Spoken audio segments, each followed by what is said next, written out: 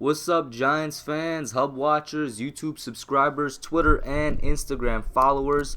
It's your boy Noname, back at it again with another Giants video, another Giants Talk episode. It's been a while since I actually referred to it as Giants Talk, but the playlist is still there. Shameless plug. Whenever you guys go up to my channel, always go and check out the Giants Talk playlist. It has around 70 videos in there. I always try to put in as much work as I can. In my reaction video to our win against the Bucks, I mentioned a couple videos I think you guys would love. That is their title is "The First Round of the New York Giants Draft Was Not As Bad As You Think," where I speak upon Daniel Jones, Dexter Lawrence, and DeAndre Baker. And then right after that, I give out some draft grades, and I really did, even back in April, think that we had a really good draft. And I mean, with the showing that our rookie class had on Sunday against the Bucks, obviously the main person being DJ, I'd like to put that video back out there again so you guys could hear my thoughts about it. But that's enough of a shameless plug. We're out here. We got to talk about these Washington Redskins. We got to talk about this upcoming game this Sunday. That's right, this Sunday at 1 p.m., our second home game and our home opener for Danny Dimes. I'm going to just refer to it as our season home opener because it's basically like a completely new season, guys. Last week, we were dead in the water. This week, we're right back in the competition for the NFC East. We're tied with the Eagles for second place, and the Eagles are looking very overrated, as a lot of people, well, not a lot of people, but as a lot of NFC East fans thought they were. People who don't really watch the NFC East, like fans of the Redskins, Cowboys, Giants, they don't really observe the Eagles like we do, and some of us saw that, yeah, they were a good team, but they were getting a little too much hype. I never believed that they had the best squad in the league, as a lot of people thought. They did, and they still do have good depth, but I never thought they had the best depth. There was people that had them going all the way to the Super Bowl, and I wasn't too sure about that. I mean, Carson Wentz has yet to play a full year healthy, and so far in this year, I don't know whether it's because he's hobbled or whatnot, but he hasn't been playing good at all. He's looked kind of overrated, definitely not worth his contract so far. And the Eagles in general, they don't look so good. Their pass rush looks like it took a step back. We all know their secondary was never really, top tier and whatnot. The Eagles are basically exposed is what I'm trying to say. And they have their matchup against the Saints next week, who even without Drew Brees will be a tough matchup. I give the edge to the Saints just because they proved that they can win without Brees, and they got Sean Payton. They got one of the best defenses in the NFL. Take away Drew Brees, they still got some of the best offensive weapons in the NFL. They definitely have a good chance to win. And if the Eagles lose, the Giants will be in second place in the NFC East for sure, because we're going 2-2, guys. There's no way we're losing to the Washington Redskins. Even before Daniel Jones came in, you guys saw it in my 2-season prediction videos. I always had us either sweeping the Redskins or beating them at home. Because I don't know, man. This Redskins team, I just don't believe in it at all. Add into the fact that you got Case Keenum, who had like 5 turnovers the last game or something like that. He's playing very, very average quarterback play up until last game, where he just played straight up terrible. You got Jay Gruden, a guy who supposed to be a great offensive mind, looking like a scrub of a coach out there, looking like he does want to get fired. The calls and the way this guy calls his game, very, very suspicious.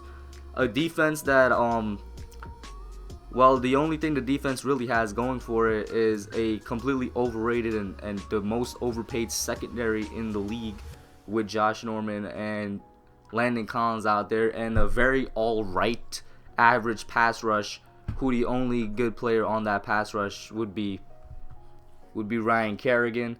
I'm gonna do this real quick. We could really just break down and compare the teams real quick. But guys, this is not the Redskins roster of last year that kind of went on that. I think they were like a 6-0 run before Alex Smith went down. A quarterback really just does change a lot for your game. A quarterback can help you carry that team, as we saw. Us Giants fans saw Daniel Jones came in. He started making a comeback, and the defense all of a sudden everybody was playing better. We were playing like a way better football team than we were just a couple minutes before. I believe that was the case with Alex Smith last year. He inspired the defense. He inspired that team to go on that little undefeated run streak right there. But let's break it down real quick. At the quarterback position, DJ versus Case Keenum. This is tough because we only have one game of Daniel Jones to judge off of, and we do have a career of Case Keenum. But Case Keenum is a career journeyman, a career average quarterback against Daniel Jones, a dude who seems to have one very high ceiling. And for now, I'm going to give it to DJ, believe it or not. Yeah, you could call it a little bias, you could call it the homer in me, you could call me crazy, but I'm going to give it to him because I think their arms are similar in terms of strength. But I think DJ's accuracy is better, and he's definitely way better on his legs. Keenum is a bit mobile, but DJ is way better on his legs. What Case really has on him is years of experience and that knowledge that comes with that experience. We go down to the skill positions. The wide receiving core is way more close than I would like it to be, but I'll give the edge to the Giants. I do believe Sterling Shepard, Darius Slayton, and those guys, they really stepped up, and I do think they're a better group than what Washington has over there. For tight ends, I'm going to give it to Evan Ingram over Vernon Davis. At this point in his career, Evan Ingram is better than Vernon Davis, who is in his twilight years, kind of making a little bit of a comeback, but still, Vernon Davis, no disrespect, one of the best tight ends of the past 15 years. It's just that right now in his career, he's not better than Evan Ingram. At running back, another position that's a little too close together than I would like, and I am going to give it to the Redskins. They do have AP over there and Chris Thompson, who's they're not doing a great job because the Redskins' rushing attack is terrible, but you can say the same for the Giants. With Saquon out, Wayne Gallman has never struck me as that guy that could, step in and do all right with the starting duties. Even last year when he got some snaps, he was, okay at best. We'll see how it turns out here, but for now, I'll give the edge to the Washington Redskins. Obviously, if Saquon was there, it's a completely different story. Offensive line. And I mentioned this, I was on Kid Blue's weekly podcast this past Tuesday. By the way, for those of you that do not know who Kid Blue RB27 is, he's another young Giants YouTuber, but he's been doing it quite a bit longer than I have. He has great content, always puts in the work, always puts out a video every other day. It's he has a new video on his channel up twice or three times a week. Really great dude, has a great podcast that I try to get on every Tuesday. We have a great rapport with each other. Go check him out, go subscribe. I was on the podcast just this past Tuesday, and I mentioned it because not a lot of people are sort of taking notice, but the Giants are actually ranked, it's either number 1 or number 2 in the league in terms of overall run blocking, winning battles at the line of scrimmage and whatnot. We're number 1 or 2, and we're number 4 or 5 overall in pass protection. You know what I mean? Obviously, I think it kind of dipped after that 4-sack game by Shaq Barrett, but the fact remains the Giants are a top 10 offensive line no matter what way you slice it, what way you dice it. You gotta love Gettleman for what he's done in just 2 short years, making this from being one of the worst, if not the worst, offensive lines in 2017 to a little bit below the middle of the pack. We were in the 20s last year to now a top 10, one of the best offensive lines in the league, and nobody's really taking notice. Obviously, it has to stand the test of time, and it has to go through the entire season. But as of right now, we are a top 10 offensive line in the league, and I'm very proud of that fact. In fact, it's one of the only good things about our team. Last year we were all saying, oh man, we just need a good offensive line and we're good to go. We do have the good offensive line now, but now we need a good defense because the defense sort of forgot how to play football without Olivier Vernon and Landon Collins out there.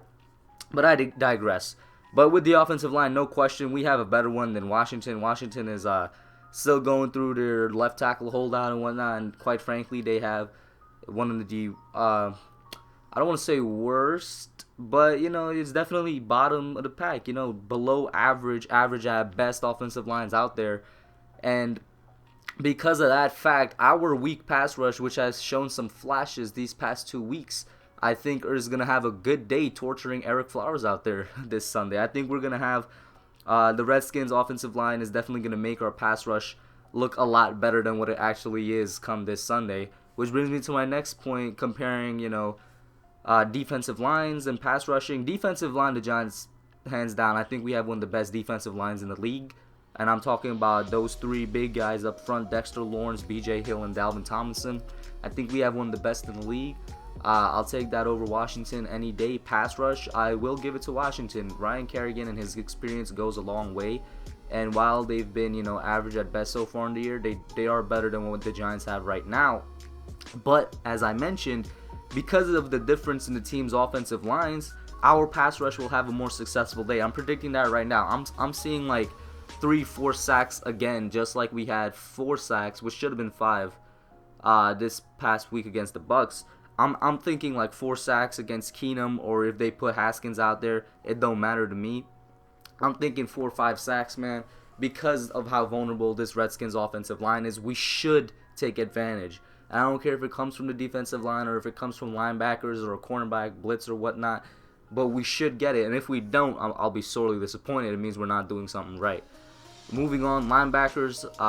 Had we had our starters, I would have actually given this to the Giants. The Redskins don't really have any great linebackers out there, but I'll give it to them right now because we're very injured at that position. Alec Ogletree is out this Sunday, and Tay Davis, the backup who was in week 1 a starter, I think, opposite of Ogletree, is also out. But we still got that dude Ryan Connolly, who because of these 2 injuries, I think is going to show out over the next couple of weeks.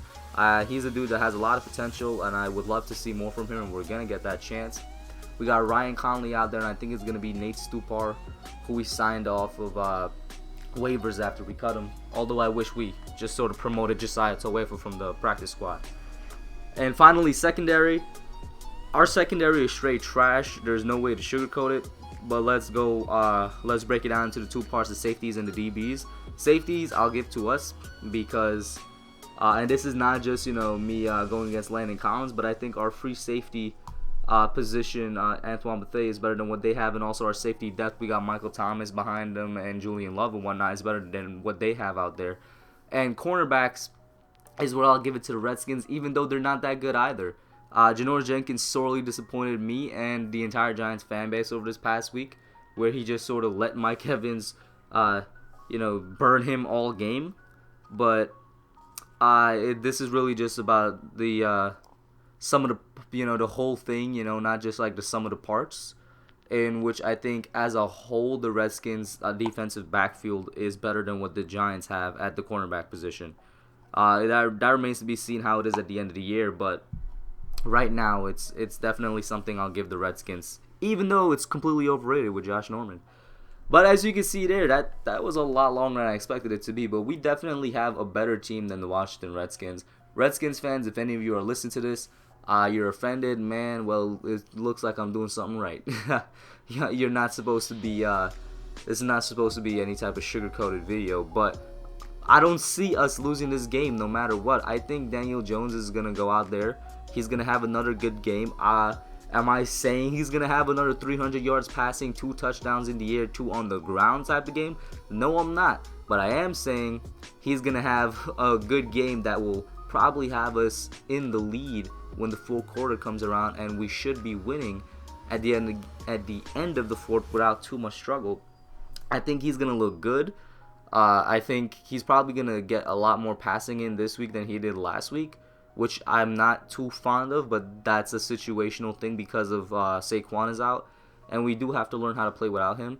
I want to see Wayne Gallman step up and do something, but I don't have too much faith. The one person I really want to see step in is Jonathan Hillman, our undrafted rookie out of Rutgers, and I'm not sure what we're going to do with him, but he's somebody that I think could step in and be really good, but we're not exactly giving him the chance to do so.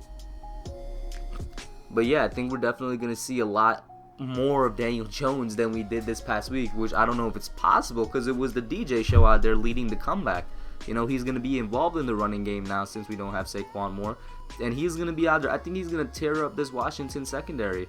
I think our receivers, the receiver in connection to DJ is going to be good. Expect another 100-yard game from Evan Ingram, definitely another one from Sterling Shepard, and maybe one from Darius Slayton, who I've been saying since training camp, where everybody's saying he was the most improved player, not DJ, from April to now. I expect him to have a great breakout game, sort of. I think this is going to be an offense-heavy game for the Giants, and if we win, when we win, it's going to be because of our offensive performance. Our defense is going to do good because of the position that Washington's offensive line is in. We're going to have a couple sacks, as I mentioned.